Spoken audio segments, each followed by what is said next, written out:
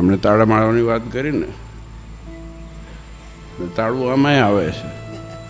એ તાળા ખોલવા તૈયાર છે કોઈ? બોલો. બહેન ભાઈ બે ભેગા બેઠા હોય ને તો એ ના ખોલે. જ્યાં તાળા ખુલે છે ત્યાં સરળતા આવે છે. પણ તકલીફ છે ને આમાંથી મંથરાઓ જેટલી હતી ને અને જેટલા રાવણો હતા એ બધા આમાંથી જ આવે છે. અને એને આ સમયમાં ફેર નથી. આજે એ વખતે કોકની કાન ભંભેરણી કરતું હતું, અત્યારે વોટ્સએપ ભંભેરણી કરે છે.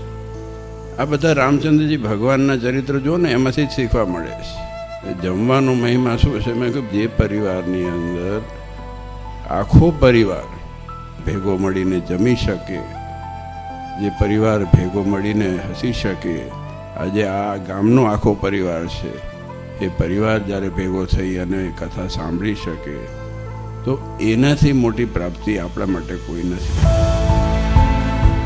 પણ મોબાઈલ લઈને બેસવાનું નહીં જમતી વખતે, પછી બેસજો. મારું અંતતઃ માનવું એ છે કે આપણી પરંપરા, આપણા સિદ્ધાંત, આપણા સંસ્કાર જેટલા જળવાઈ રહેશે અને એ જાળવવા માટે બીજું કોઈ સાધન છે નહીં સિવાય ભગવાનનું મંદિર, ભગવાનનું નામ અને ઘરનું વાતાવરણ.